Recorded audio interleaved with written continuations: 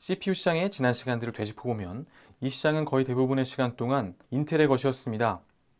인텔의 아성에 도전하던 추억의 이름들은 하나둘 역사의 뒤안길로 사라졌죠. 용산의 거리에서 혹은 PC 매거진을 펼치면 나던 그 추억의 냄새들이 모두 사라진 2019년, 이제 AMD만이 남아 인텔 왕국에 맞서고 있습니다. AMD 진영의 CPU들이 비단 가격 경쟁력뿐만 아니라 성능의 측면에서 인텔보다 빛나 보이던 시절이 있었습니다. 그리고 그 중심에 AMD의 역작 에슬론 프로세서가 있죠. 에슬론은 가장 빠르게 1기가의 벽을 돌파했을 뿐만 아니라 가격은 여전히 지난 세대의 AMD CPU들처럼 인텔에 비해서 저렴했고 무엇보다 실제 성능이 매우 만족스러웠습니다. 물론 에슬론이 등장한 이후에도 인텔은 여전히 B2B 시장에서는 압도적인 영향력을 가지고 있었기 때문에 에슬론으로 AMD가 인텔을 압도할 정도의 PC 시장에서의 점유율을 달성할 수는 없었지만 적어도 조립 PC를 다뤘던 이들, 아마 지금 여기도 많이 계실 그 시대의 얼리 어답터들은 마침내 AMD의 시대가 열렸음을 직감했죠.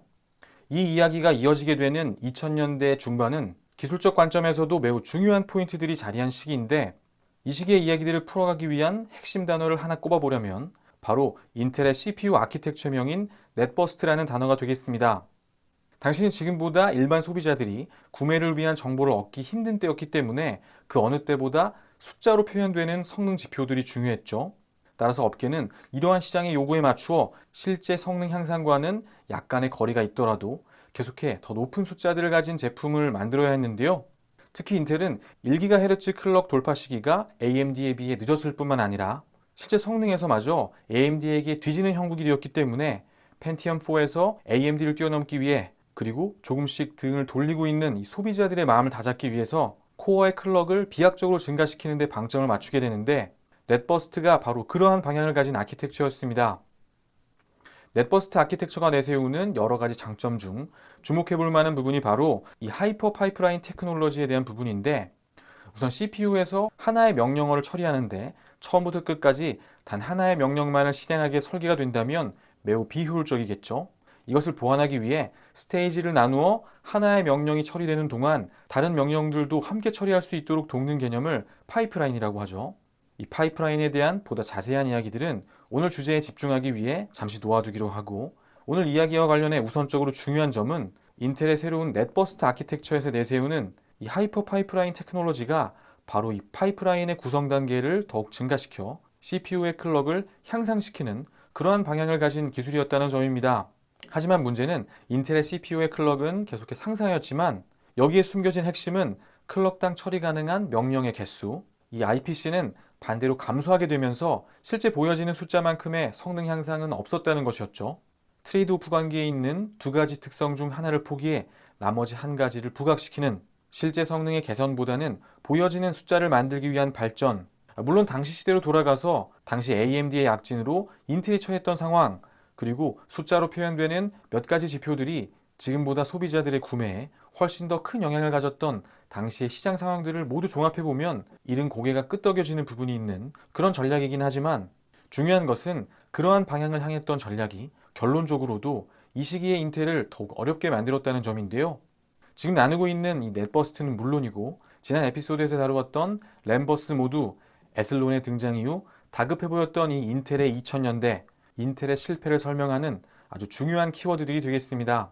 이후 이 넷버스트 아키텍처는 발열 논란의 정점을 찍은 이 프레스캇을 등장시키고 마침내 역사 속으로 사라지게 되고 인텔은 다시 그 전의 아키텍처였던 P6 아키텍처를 기반으로 새로운 아키텍처를 내놓게 되는데요.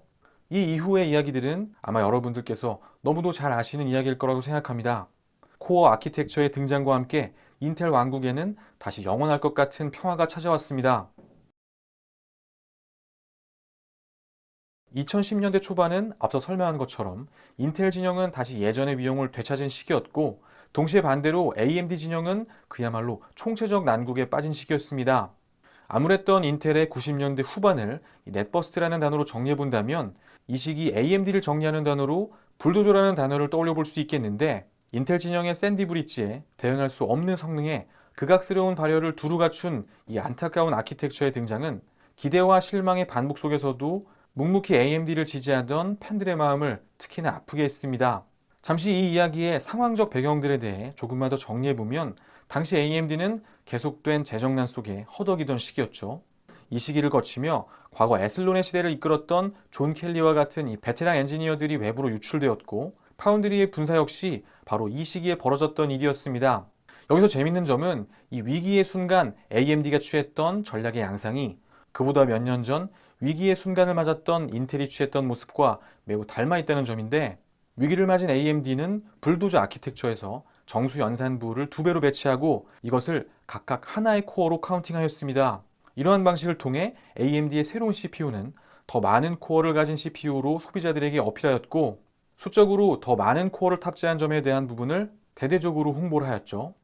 물론 실제로 정수연산부가 2배가 된 덕에 이 병렬성에 기인한 성능 향상이 있었지만 인텔의 예에서와 마찬가지로 이러한 방식의 맹점은 이렇게 상승되는 부분만큼 다른 한 곳에서 하락이 일어나 상승 효과가 결국은 사라진다는 점이었는데요.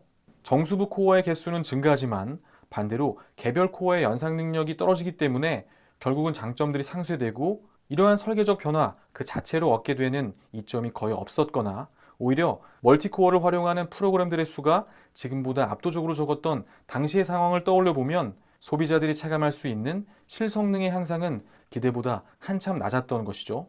몇 년 전 위기에 처했던 인텔이 취했던 그 접근 방식처럼 트레이드오프 관계에 있는 2가지 특성 중 하나를 포기해 나머지 한 가지를 부각시키는 실제 성능의 개선보다는 보여지는 숫자를 만들기 위한 발전. 사람들은 오랜 기다림 끝에 마침내 등장한 이 불도저 아키텍처의 CPU들이 가진 코어 개수에 환호했지만 곧 그 환호는 더 큰 실망감으로 바뀌게 되었습니다. 그리고 그 오래전 인텔의 넷버스트가 프레스캇과 극악스러운 발열 이슈로 막을 내린 것처럼 불도저 역시 극악스러운 발열 이슈로 막을 내린 점까지 위기에 몰렸던 양사의 제품 전략은 비슷한 전개와 비슷한 결론을 맺게 되죠. 하지만 이 이야기의 반전이 언제 어떻게 찾아오는지에 대해서는 아마 여기 계신 분들이 저보다 더 잘 아시는 이야기가 될 텐데요. 총체적 난국에 빠진 AMD가 어떻게 다시 반전을 말하고 있는지에 대한 이야기, 이제 그녀가 등장할 시간입니다.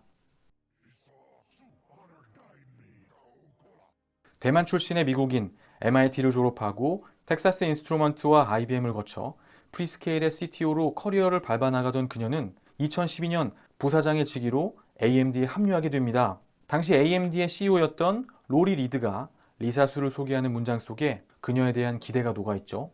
그렇게 AMD에 합류한 리사수는 협력사들 그리고 소프트웨어 개발자들과의 파트너십을 공고히 하여 AMD 진영을 재건하는 임무를 부여받았습니다.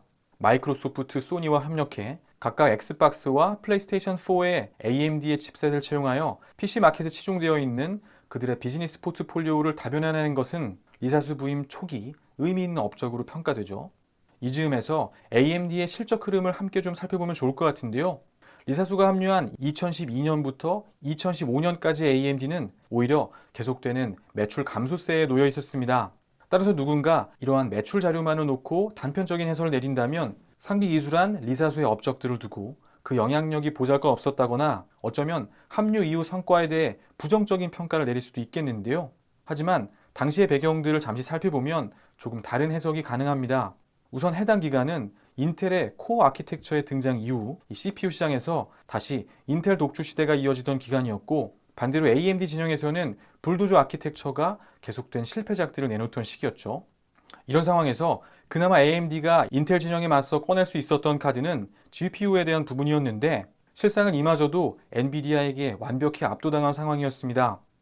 이렇게 양측이 모두 비교 열의에 놓인 상황 속에서는 AMD가 이 CPU와 GPU를 함께 설계함으로써 얻게 되는 시너지가 대부분 상쇄되고 계속해 개수를 더해가던 멀티코어 역시 실제로 써봤더니 코어의 수보다는 싱글 코어의 성능이 중요하더라는 문장이 정설처럼 굳어져 갔죠.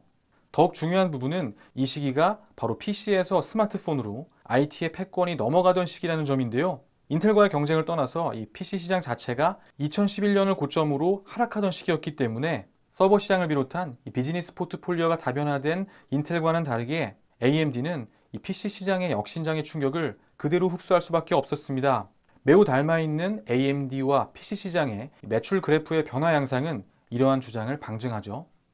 시야를 조금 확장해 AMD의 매출을 퀄컴과 비교해보면 IT 패러다임이 전환되는 모습을 더욱 극명히 살펴볼 수 있는데 IT 패권이 넘어가던 시기 이 기성 패러다임 시장 속에 2인자가 겪게 되는 일들, AMD와 퀄컴의 매출 그래프가 교차하는 모습 속에 어렴풋이 보이는 것 같습니다.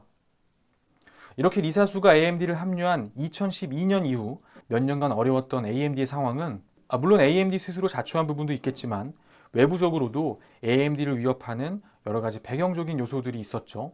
따라서 리사수의 AMD 합류 초기의 성과를 단순히 재무제표상의 숫자들로 평가하기에는 조금 지나친 부분이 있고 이후로 이어지는 시기 속 리사수의 발자취를 따라가 보면 반등을 이야기하는 오늘날의 AMD 그리고 더 멋진 미래를 제시하는 미래의 AMD를 이해하는 몇 가지 포인트들을 발견할 수 있는데요. 이야기가 좀 길어져서 이번 영상은 여기까지 정리하고 AMD의 반등과 라이젠으로 이어지는 이후의 이야기들은 2부에서 함께 나눠보도록 하겠습니다. 99% 남성으로 이루어진 가드서울이죠. 크리스마스에는 꼭 여러분들이 좀 더 관심 가지실 만한 이야기를 준비해보자 이렇게 고민하다가 IT 선녀 이사수님에 대한 이야기를 준비해봤는데요. 어떠셨는지 모르겠습니다. 이어지는 이야기도 함께 해주셨으면 좋겠습니다. 오늘 이야기도 함께 해주셔서 감사합니다. 모두 따뜻하고 행복한 일상 보내십시오.